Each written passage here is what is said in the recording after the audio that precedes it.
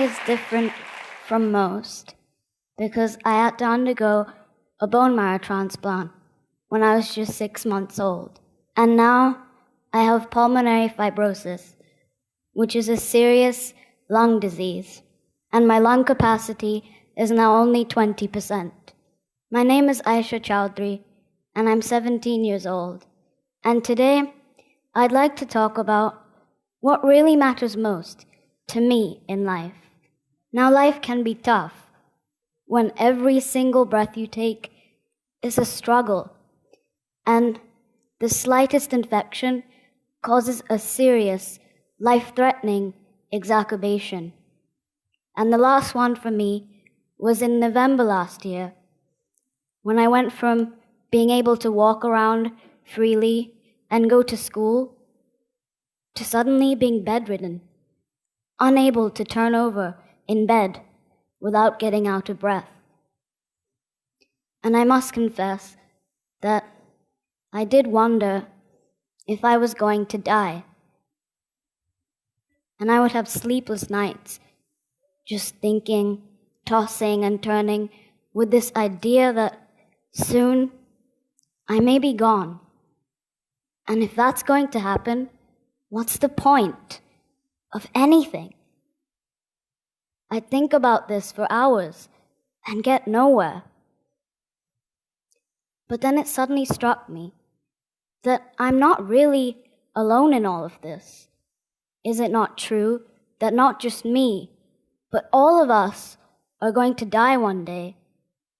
Yes, all of us are going to die. I'd like you all to just think about that for a moment. In the next 100 years, all of us sitting in this room today will be gone, just at different times, some sooner than the others. So then, if death is the ultimate truth, what should really matter most in life? The only thing that matters to me is being happy. And happiness is a choice one makes. It's simply an attitude. I can either choose to be happy and try to smile through all of my difficult times, or I can choose to be miserable and get overwhelmed by it all.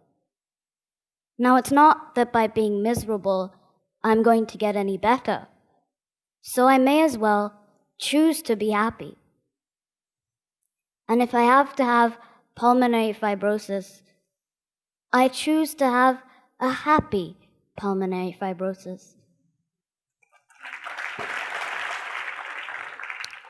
Now, I'd like to share with you a few difficult moments in the recent past where I've chosen to be happy. This year, I was quite unwell, and I had to undergo several medical tests. And one such test was a sleep study, done to check if my oxygen levels were okay when I sleep. And this picture was taken right before the study. And you can see that I'm almost trapped in a bunch of wires, some stuck to my face and some to my body, to monitor my heart, my brain, and my breathing. Despite all of this, I'm still smiling because I refuse to let this illness get the better of me. I just won't let it. And I chose to find humor in observing the man who was doing my sleep study. I couldn't help but laugh at the way he would just put up his own feet on my bed and go off to sleep himself, snoring away. And this obviously made it difficult for me to sleep. And maybe that's why my results were so bad. How ridiculous, I thought to myself. Later that month, my family and I had to go to England for a full medical checkup. And the days were filled with long, boring medical appointments, talking about lung transplant, and what seemed like endless amounts of tests. This is a picture of my brother and I, just after I had spent one long day at the hospital. But guess where we were headed in this photo? To see a Broadway show in London. And it was fabulous. I was able to put the trauma of the day at the hospital behind me, and I still managed to find the will and the excitement in going out for a play and spending quality time with my brother. I believe that it's important to create many happy memories so that we can try to wipe out the sad ones. After having quite an unpleasant summer with all of these medical issues, my family and I decided to take a holiday to the Maldives. And there was so much to do in the Maldives. But of course, my health didn't permit me to do a lot of the things that I wanted to. And one of the main activities was snorkeling, and I desperately wanted to try it. But how could a person who has difficulty breathing go snorkeling? Well, in this picture, you can see me in my snorkeling gear right after I'd popped my head out of the water after seeing the most beautiful, vibrant colored fish. But now I'm not going to lie, I did only dip my head in for a second. But I did what I wanted to do. And that moment for me was worth everything.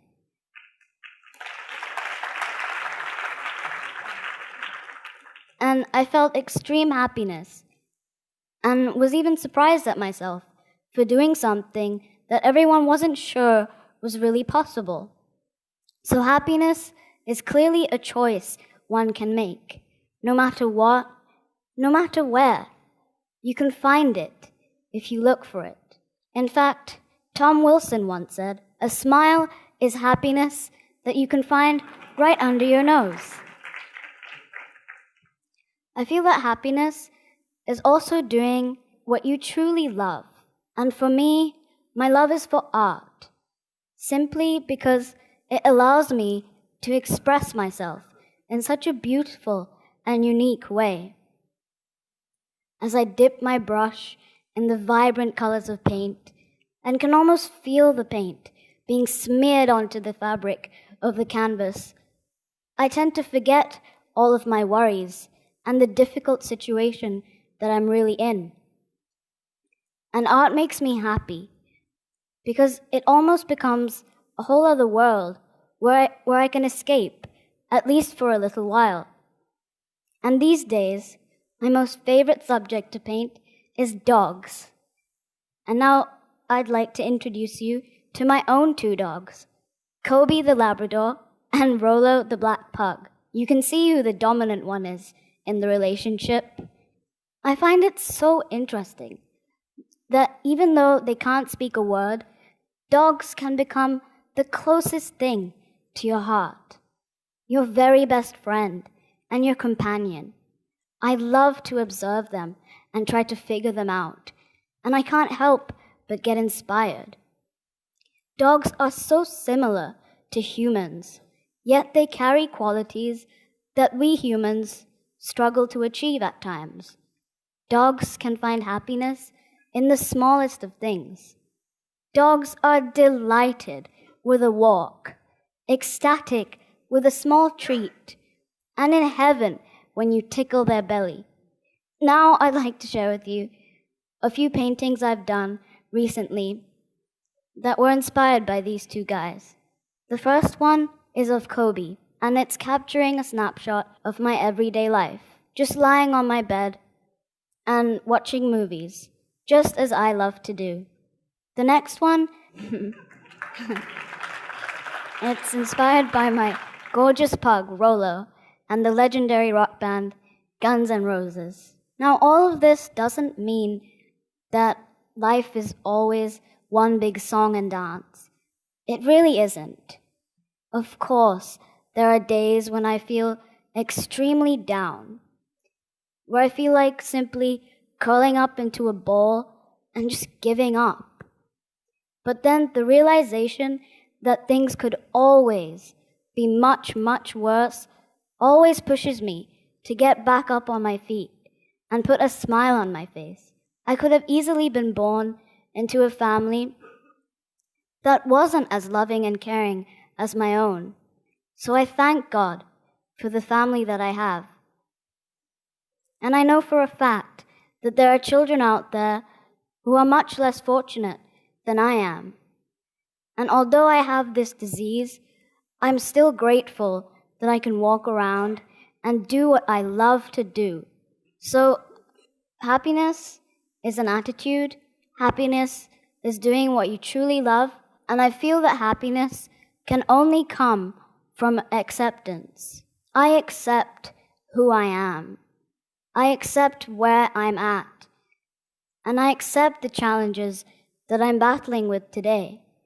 And I'm even more determined to make the most of this wonderful gift of life that God has given me.